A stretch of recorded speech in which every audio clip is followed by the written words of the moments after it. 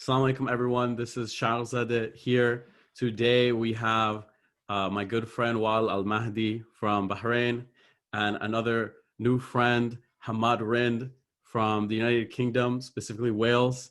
And I'm, of course, calling in from Detroit as always. Today we'd like to talk about our experiences learning languages.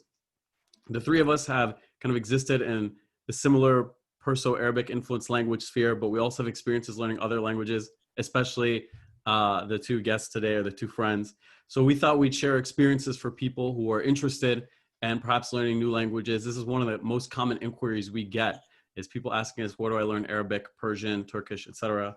So we thought this would be maybe a beneficial area for us to cover and maybe shed some light with our experiences.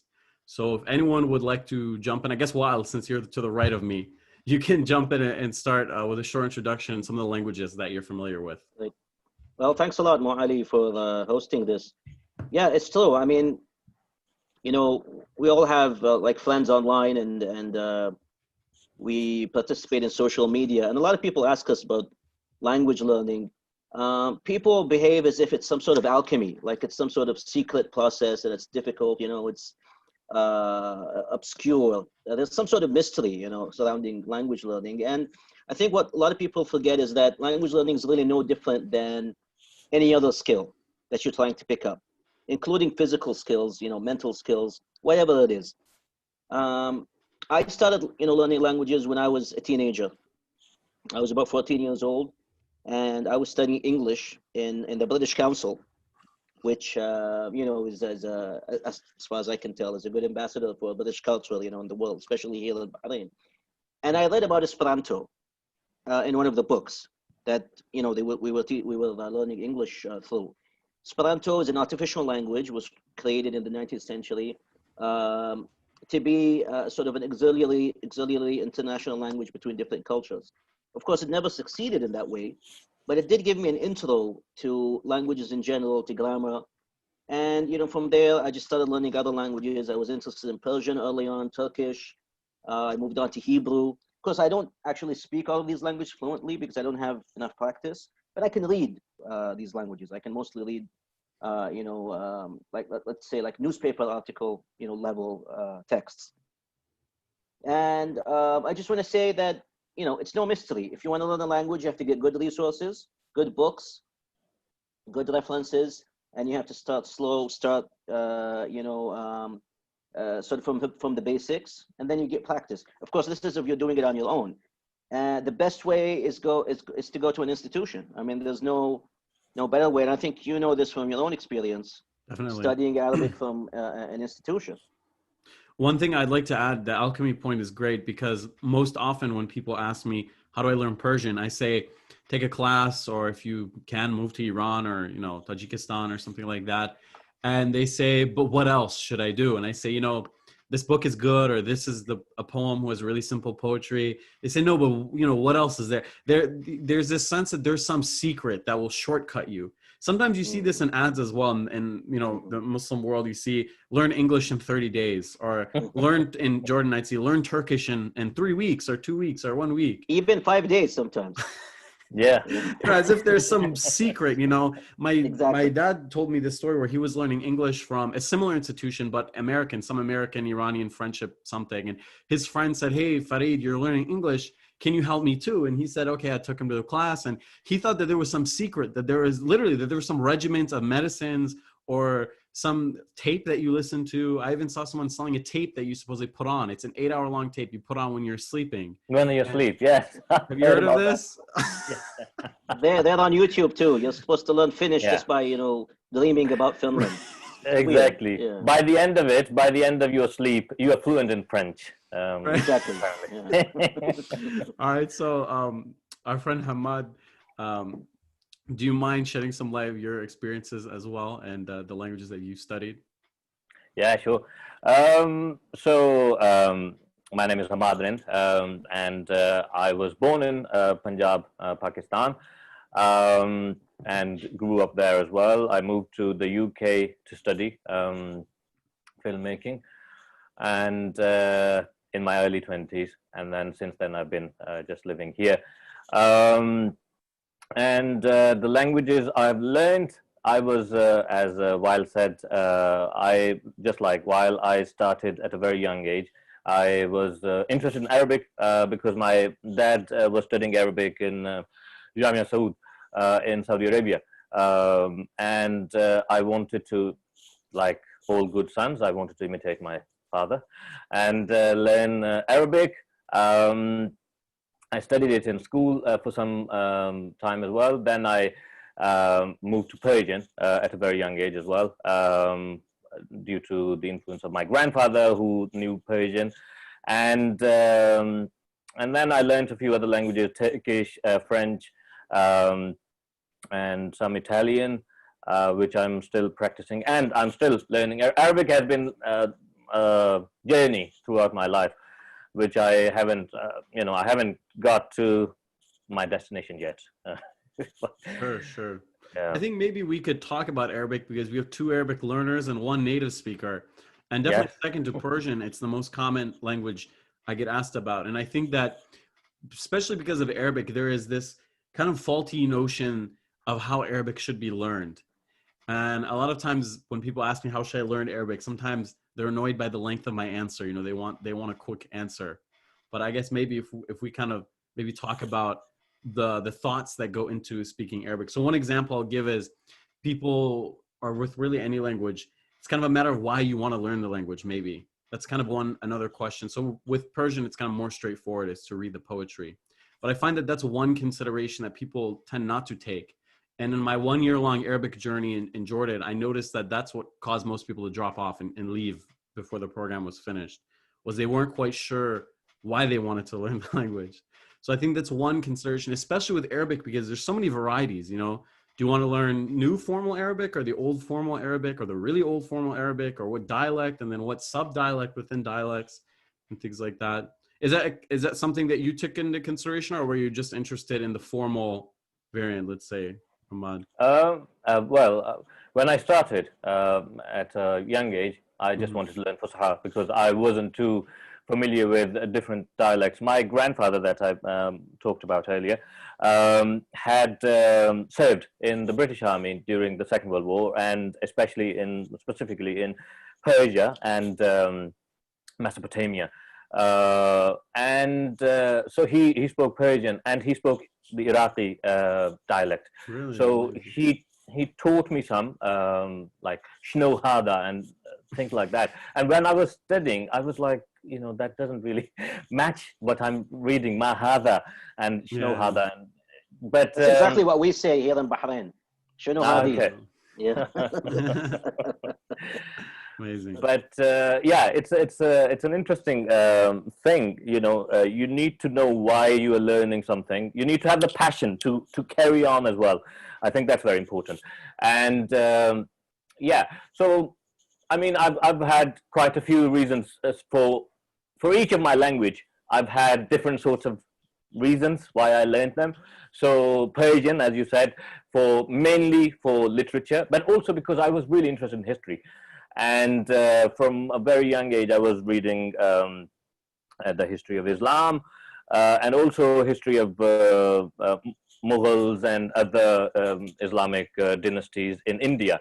And whenever I read about them, they were either speaking Persian, Arabic, or Turkish. So these 3 were the main languages of my, childhood obsession. And so that's how I started. And then later on, I realized that there were a lot of dialects, and if I wanted to communicate with a real person, I needed to, not just with books, I needed to learn a dialect, and I chose the Shamiya because I liked, that part of the history as well. I also like the Abbasi and the Iraqi dialect as well. But yeah, I'm currently learning the Levantine dialect. Yes. Great. While Ustaz, what are some of the considerations that you take when you want to learn? I know that you learn languages for a lot of reading and writing purposes, not so much for the speaking utility, as you noted.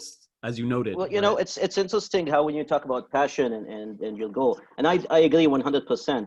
like it depends on what you want to learn and how you want to learn it. In my case, I don't know, maybe I think I'm slightly anomalous in this regard. I only care about the language itself. I actually see I see the languages as beautiful, and I really enjoy learning about the grammar, learning the vocabulary. So I guess maybe I'm not, typical in that sense. But I also have languages that I've learned for utility. For example, we have a lot of people from South Asia, South Asian descent in the Gulf, and they speak a mixture of Hindi, Urdu, Hindustani, and I learned to communicate at a basic level in Hindustani to communicate with some of these people who don't know Arabic or English. And it's also very interesting to point out that a lot of them, they come, for example, from Bangladesh, from South India, and they actually learn Hindi Pidgin in the Gulf. Wow, So that's incredible. yeah, so they haven't learned it in their home countries, even though they come from the subcontinent. So this was one consideration, and then I became interested in Urdu itself, and I started to learn, how to read formal Urdu. But the main reason I learn languages is because I just love them. I mean, it's like people who love mathematics, which unfortunately I don't understand. People love music. That's another thing I regret not understanding. Right, But right. languages itself, I mean, that's why I've been learning Hungarian recently. A lot of people say, oh, Hungarian is a useless language. Hungary is a small country. But, Hungary has a great culture, and has great literature. But the language itself is very fascinating to me. And that's what sort of got me started with what I call the Perso-Arabic influenced languages, which are a number of languages that have been influenced by Persian and Arabic. As we know, Persian has been the main vehicle of Arabic influence throughout the Islamic world. And these languages, they include all types of Turkic languages, Turkish itself, Azeri, Uzbek, Chagatai, Uyghur, exactly. And I think that's relevant to your part of the world, Hammad. Chagatai, I think, used to be the native language of some of the Mughal rulers, if I'm not mistaken. That's right. Exactly. Yes. And then Urdu, and of course Persian and Urdu itself. And this whole thing fascinates me, how these languages, even though they're quite different, they come from different language families, they tend to be unified in a sort of large number of words, of terms, and also of expressions, which they have in common. I think, Ali, you told me before that you noticed how the spirit, of Arabic is quite similar to the spirit of Persian. Definitely. Even though one is Semitic and the other is Indo-European. And I found the same thing with Urdu too. I mean, I recall one expression, Hamad, if you can help me with this. In Urdu, they say like my liver exploded, like jigar phat gaya. Jigar phat gaya. Yeah. That means you're angry, I think, or sad or something. Yeah. No, jigar is Persian, right? Yeah, Jigar is Persian. It's chabad for you, right? What's that? Chabad in your dialect? Chbud is the food. Chbud, and kebab is like. Yeah. Okay. That's in my dialect. Itself, yeah. Yeah. Definitely. But in our dialect, we have the same exact expression. We go chabadi and batpat, chabadim and batpat. Batta, like my liver blew up. Really? So you won't find this in European languages. I used to love European languages. I still love them. But my latest focus has been on, the languages of the East. Very interesting. One thing that I did notice is that a lot of times when people learn languages, one thing they take into consideration is what's on the paper. Let's say when you're learning Arabic, the 14 pronouns, the past, present, future, that's just a consideration. The different forms are things like that. But what I saw a lot of people realizing in Jordan when we were in class, and we at the end of it would go Fusha, then Amia, then for the last half hour, just like joking and kind of get them to kind of be natural. It was a very good program, actually, to give the University of Jordan credit where credit is due. It was a very good program, kind of get you to be natural and stuff like that, not just reading off the board or anything. Like the main ustaz would leave, and there'd be a few people our age who'd come in, and we would just go back and forth. And a lot of times I noticed that was perhaps the most difficult part, because you would get studious people who can memorize the verb forms, who knew what the ozan were much better than me. But when it came to just going back and forth with Jordanians, let's say, I can't hear you. Linguistic, I was happy to talk to you. Excuse me? Oh, no, I can hear you now. Okay. We can hear you now, but we lost you for a few seconds. We lost you for a few seconds. So basically what I mean is the linguistic intuition can't necessarily be studied, right? So you had studious people from the West who had all the verb forms memorized, who had all the ozan memorized. But when it came to the Jordanian student saying, thank you for having us, he would say, Taj Rasi. You're the crown atop my head. But then the American students were like, what does this mean, you know? Or, you know, bil khidma, nafdik, like we would die for you. Qurbanik, like Iraqis would say, you know, I will die for you. But these Westerners like, what does this guy mean? Or like, I remember I was talking to a girl who was talking to a local guy, and he had typed, we'll die for you, ... And she thought he was suicidal. Like, she's like, well, this guy's so creepy. What's his problem? I said, no, he just means I like you a lot. Actually, that's a very interesting. Yeah, exactly. Yes, that's a very interesting point about specifically about this this suicidal sort of sentiment that we've got in all our languages. That's another sort of, how should I say, a point that that's attached, that's connected to all our languages: Arabic, Persian, Turkish, Urdu, which is qurban. The concept of sacrificing yourself on your beloved, on your parents, on your children, you know, anyone you love. Or even you, like even when I speak to my Persian friends, and they're just gorbunet, you know, it's just such a common thing to say. Same in Turkish, kurban olayım, you know, that sort of thing. Qurban ho jaun in Urdu. So this concept is, I think, very hard to translate in you know, outside this sphere of languages and cultures. It's very hard to translate that. The Syrians say ta'birni. You literally you put me in a grave to say I love you. And it's one thing I said to Wael before, is that sometimes I think that speakers of Urdu, Turkish, Persian, all these languages, they're speaking the same language but with different sounds, if that makes sense. So you can translate Persian, like me and Ustaz Wael have tried to take a Persian poem and translate into Arabic and look at it. And it just feels like at that point, you're just translating the words and the grammar, but you're not actually translating the feelings or the mood. The mood is the same. It's just the words that are different. But when it comes to English or most other, you know, European languages, the mood is completely different. There, you can't explain, you know, amut alaik or qurbanet or things like that. Especially with English. I appreciate English very much. I mean, I'm not one of those people who fulminate against the English language. It is a beautiful language, but I do find it lacking in feeling and spirit, let's say. Definitely. I mean, it's perfect for technical things. It's perfect for debates. Even a language like French or Italian is actually more fraught with feeling than English. English is very Germanic in that regard. But, you know, it's interesting that even in modern Hebrew, even though the people who revived Hebrew were Yiddish speakers, so they had the European mentality, but they picked up certain words and certain expressions from Arabic.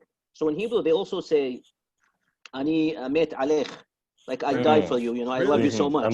Yeah. So it just, I mean, it gets me thinking. So if Hebrew hadn't died out, if Hebrew had been spoken in a continuous fashion, it would still retain its Semitic spirit. It wouldn't, you know, sound European. So yeah, I think it's interesting that, and about, you know, the Turkish language, when you read, I mean, all of these dhikrs, Mo, I know you're interested in dhikrs and ilahis and so forth.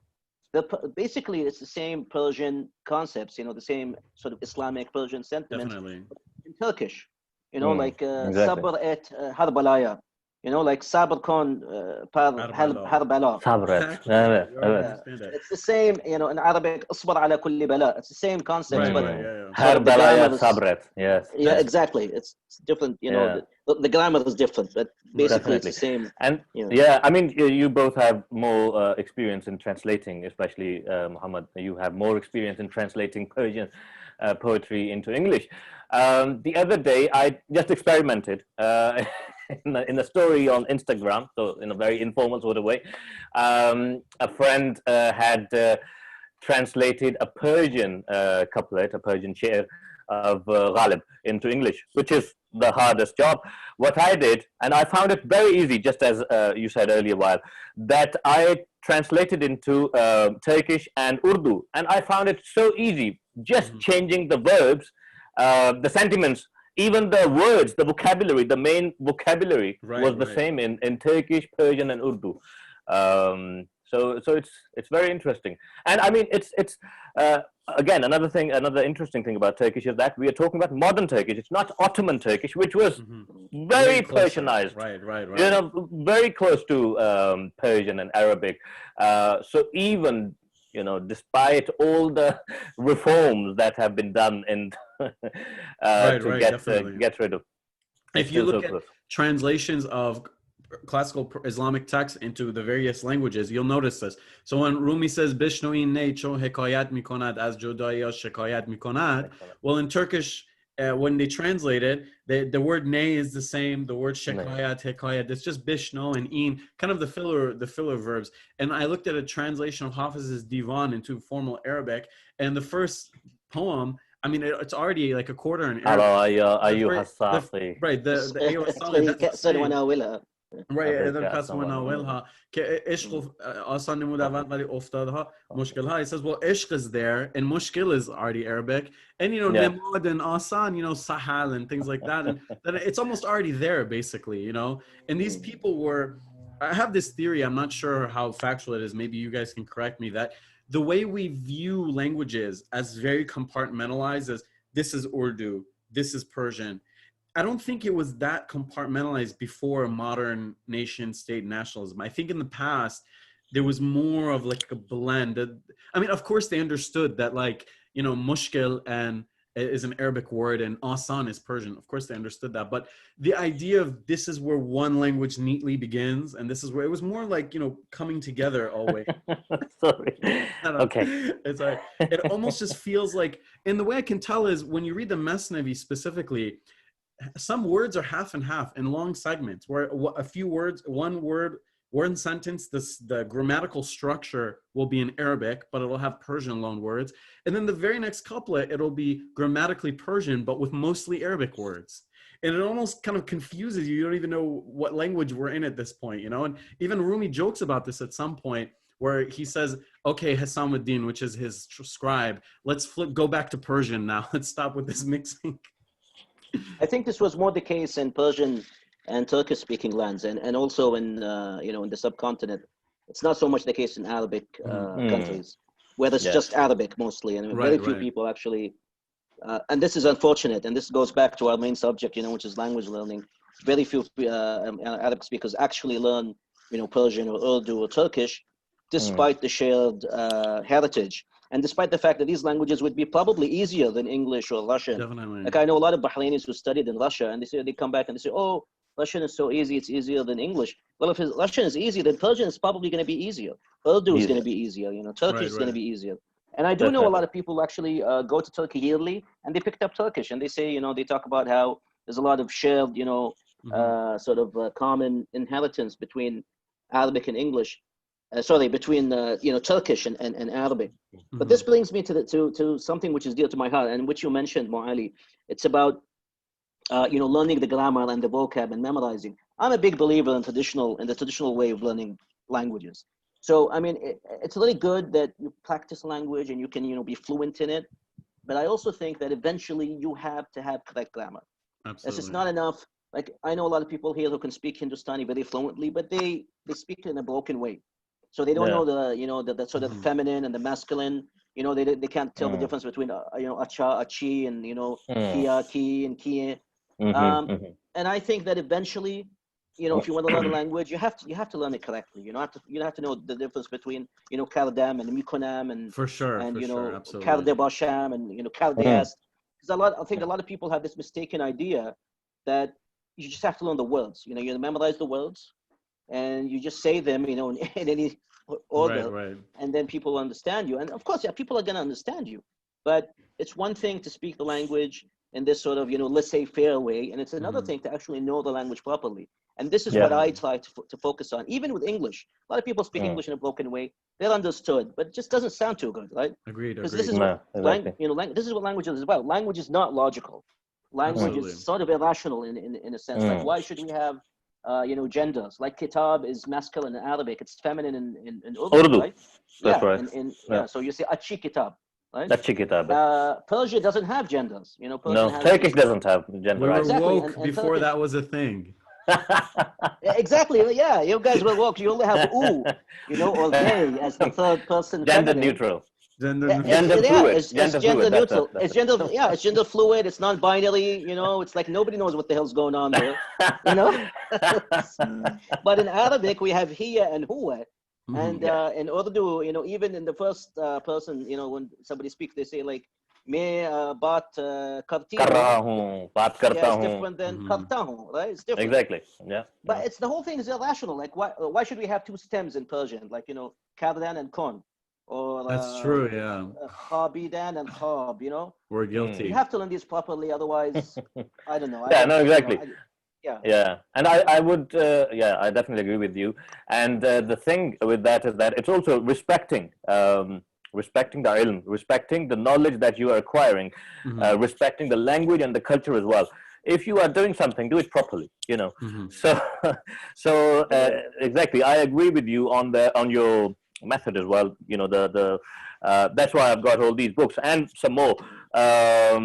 And I just spend most of my time just going through these books. And I started, if I can talk about a little bit about my background of Sure.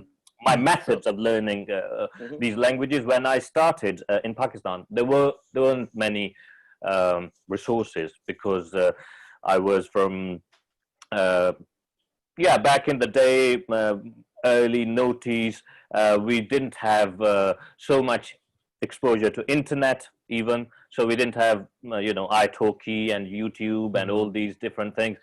We didn't have mobile phones either. So, or even if we had a Nokia phone, we didn't have the apps like Duolingo and all that. So I started with books, whatever I could find. I used to go to these old markets, and they used to have some old books. So I got a lot of uh, like self-help, what you call teach yourself. There was a series of teach yourself books. I've got some here as well. There's one for Arabic here. If you can see, teach yourself.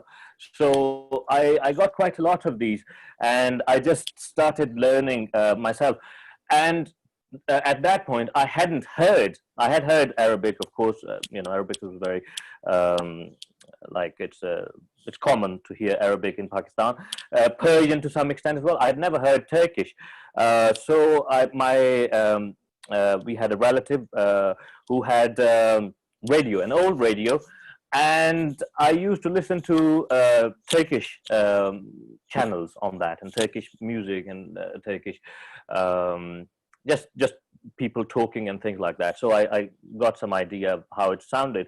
But when I moved to the UK, that was just a big sort of exposure to a lot of things. I got an opportunity to meet people from these backgrounds, and I have some very good friends from both Turkey and Iran, with whom I can speak and practice my languages.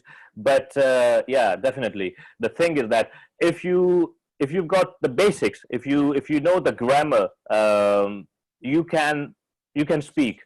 I remember the first time I started speaking Persian, I was amazed at myself how easily I could speak, because I knew the grammar. Um, with Turkish, it's a bit difficult because I think Persian is closer to Urdu, so it was easier.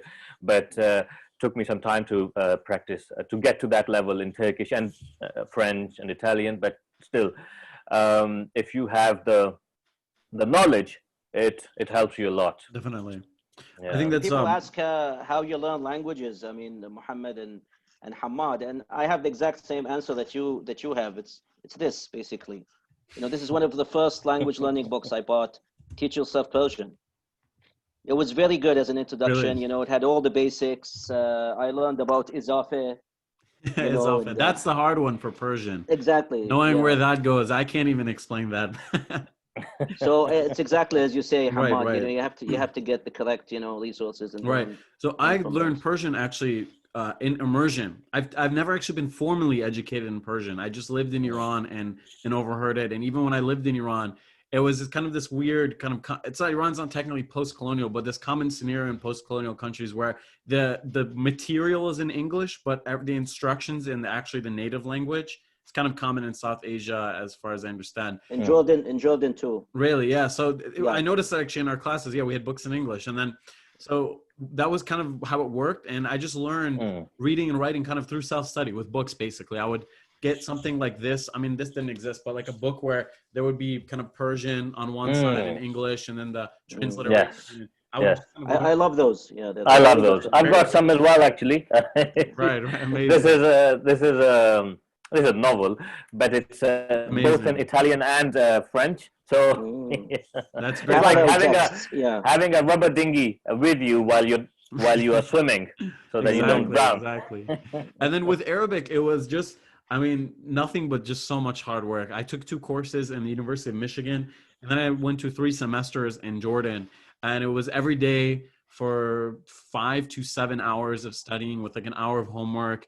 And then we had language partners that we would meet up with outside of class. And almost all the people I interacted with were Arabs in Jordan.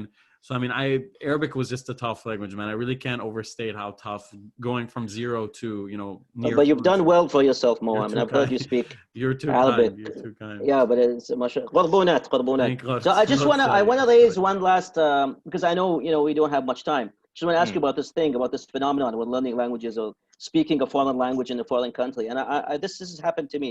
It's called language fatigue. Have you ever had that? Like you go Yes. to another, like for example, when I visited Iran or Turkey before, I'm trying to communicate in these languages. It's a bit difficult, the mental burden. And then by the end of the day, I'm just, I'm just sick of this language anymore. I don't want to speak it. It's just I get fatigued, and then the next day I'm fine again, and I want to Mhm. practice these languages. So have you Absolutely. ever felt that? Yeah, yeah, yeah. It was actually a Mm, physical tiredness because when I was in mm, Jordan for 3 semesters, only a handful of people stayed the full 3 with me. Most people would mm, come and go. And then in the second and third semester, I had people saying, I'm just so tired in Jordan all the time. I come home and I didn't do anything. I mm, used to work a job back in America and I just want to lay down and sleep, and I sleep 9 hours. And that's a language, especially with a language like Arabic, because it takes so much brain power to get the gears going. And it would get to times when I just didn't want to hear it anymore. I didn't want to speak it. I just wanted to like watch something on YouTube or mm. not, talk to people in the street because there's too much Arabic at once. What about you, Yeah. Hamad? I hadn't ever spoken English before I moved to the UK. Although I had studied in English, as Mohammed said earlier, that like Iran, the books and all that, the medium of education, higher education especially, is English, but the instructions are usually in Urdu or other languages, regional languages. So I had read quite a lot because I studied English literature when I was in Pakistan in English. So that helped, but I hadn't really spoken with with anyone when I was in Pakistan. I just spoke in Urdu with people. So when I moved here, I think I must have had that sort of fatigue as well initially, but now because I just speak English most of the time, I rarely speak Urdu or other languages. It's sort of become habitual, I Sure, think. sure. I think Yeah. By since the we way, okay? I'm sorry. I just want go to ahead. ask Hamad a question there. Is your family multilingual, or do you just speak English in the No, home? here it's mainly English. I mean, Ah, I speak Urdu with my son. I started with some Turkish and Persian as well when he was little, but then I realized that he should he should focus on learning one language first because Definitely. he's speaking English anyway. So I speak Urdu with him. Very good. okay, good. So he won't grow up not knowing, the language No, of, no, no. his He won't. heritage language. Yeah. Great, great. Mm. Okay, since we only have a few minutes left, I guess we would close with everyone gets about a minute and a half. A tip for learning a second language, the main tip. And I guess I would say a couple tips I have. One is have a good idea of the language you're learning, have a good idea of why you're learning it. And I guess the Mm, third one, have an idea of how you're going to continue to upkeep it. Because a lot of times Mm. I'd see people drop out because once it got hard Arabic, they didn't know why they were studying it. And the second was they didn't know how to improve. And the last one I noticed people forgetting it is they had no mm. plan of how to maintain the language. So I guess those would be my three. All right. Stas Weil, if you could. Get the correct sources. Read those books, memorize the words, do it with passion, and do something fun. Read something you enjoy, talk to people you Mm. like to talk to. Watch movies, and it's gonna be good. It's gonna be fun. Sure. Yeah, and yeah, I would say the same thing. And especially in terms of practical things, these days there's so many resources out there. You've got, as you said, you've got films and stuff on Netflix where you can watch the film original in the original language and have the subtitles to, you know, to compare and everything. So you've got that. Then there are a lot of websites where you can practice with people, language partners and teachers. italki is one of them, and there are some more. So I think, yeah, and some apps as well. So yeah, all these things, but definitely have the passion. I think that's the most important thing. All right, carry thank you on. so much. All right, so that was Thank you. Wal Al Mahdi and Hammad Thank you. Rind, and I'll be sure to include their where you can find them on other places in social media. And Great. inshallah, if everyone liked this, we can continue with a similar topic or an entirely new, but of course related topic in the future. So thanks so much for coming. Thank you, Mu'adh. Thank you very much for Hammad. having us. Thanks Yes. a lot. All right, Thank you. goodbye, everyone. Bye. See you. Bye.